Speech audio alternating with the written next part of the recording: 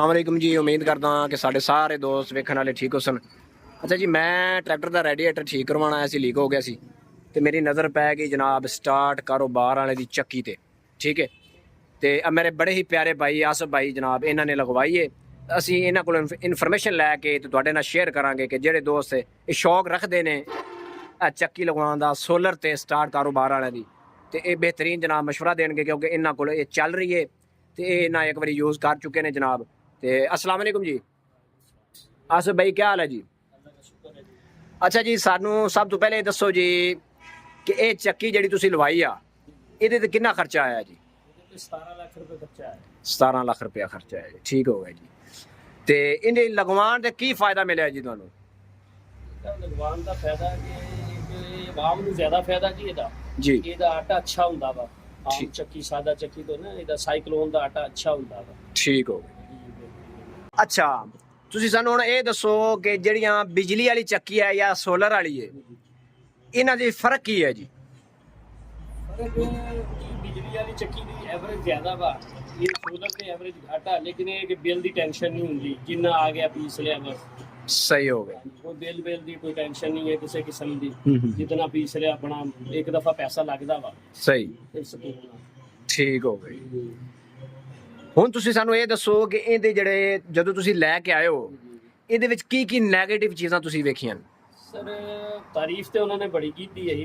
हाँ जी। कारोबार वाले ने, लेकिन चक्की पायदार नहीं बनाते। अच्छा, पायदार नहीं बनाते है, इथों भी टुट गई जी, 2 महीने हुए हैं। सही। इथों टुट गई है, खराब हो गई सारी।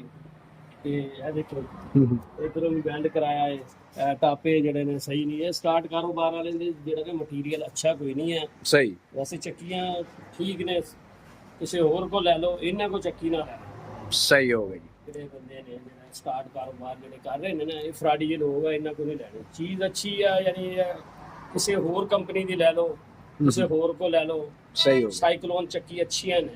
ਅੱਛਾ, ਜਿਹੜੇ ਦੋਸਤ ਇਹ ਚੱਕੀ ਜਾਂ ਸੈਟਅਪ ਪੂਰਾ ਨਵਾਂ ਲੈਣਾ ਚਾਹੁੰਦੇ ਨੇ ਉਹਨਾਂ ਨੂੰ ਇਹ ਦੱਸਿਓ, ਕਿਉਂਕਿ ਤੁਸੀਂ ਹੁਣ ਯੂਜ਼ ਕਰ ਰਹੇ ਹੋ, ਕਿਹੜੀਆਂ ਕਿਹੜੀਆਂ ਚੀਜ਼ਾਂ ਉਹ ਚੈੱਕ ਕਰਨ? ਇਹਦੇ ਤੇ ਚੈੱਕ ਕਰਨ ਆਮ ਬੰਦਾ ਨਹੀਂ ਚੈੱਕ ਕਰ ਸਕਦਾ ਬਾਈ। ਅੱਛਾ। ਇਹਦੇ ਤੇ ਚੈੱਕ ਕਰ ਸਕਦੇ ਉਹੀ, ਤੇ ਜੇ 30 ਪਲੇਟਾਂ ਤੇ ਲਾਣੀ ਆ ਤੇ 15 ਦੀ ਮੋਟਰ ਲਾਣੀ ਆ। ਸਹੀ। 20 ਦੀ ਮੋਟਰ ਨਹੀਂ ਲਾਣੀ।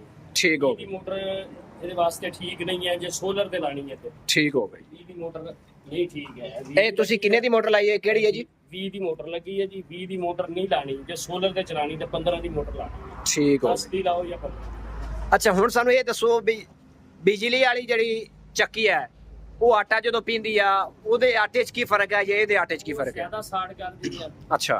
ਉਹਦੇ ਚ ਅੰਦਰ ਸਾਦਾ ਚੱਕੀਆਂ ਜਿਹੜਾ, ਹਾਂਜੀ। ਸਾਦਾ ਚੱਕੀਆਂ ਦੀ ਜ਼ਿਆਦਾ ਸਾੜ ਆ। ਸਹੀ। ਉਹ ਖਰਾਬ ਜ਼ਿਆਦਾ ਕਰਦੀਆਂ ਆਟਾ, ਇਹਦਾ ਆਟਾ ਅੱਛਾ ਹੁੰਦਾ। ਠੀਕ ਹੋ। ਸਾਈਕਲੋਨ ਦਾ। ਠੀਕ ਹੋ ਗਈ। ਸਾਈਕਲੋਨ ਦਾ। ਅੱਛਾ ਜੀ, ਅਸੀਂ ਹੁਣ ਇਜਾਜ਼ਤ ਆਉਂਦੇ ਹਾਂ।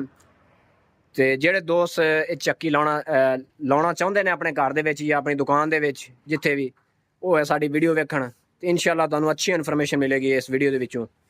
ਤੇ ਸਾਡੇ ਚੈਨਲ ਨੂੰ ਤੁਸੀਂ ਜਨਾਬ ਸਬਸਕ੍ਰਾਈਬ ਕਰੋ ਤੇ ਸਾਡੀ ਵੀਡੀਓ ਨੂੰ ਸ਼ੇਅਰ ਕਰੋ। ਇਜਾਜ਼ਤ ਚਾਹੁੰਦੇ ਜੀ। ਚੰਗਾ ਜੀ, ਰੱਬ ਰੱਖ।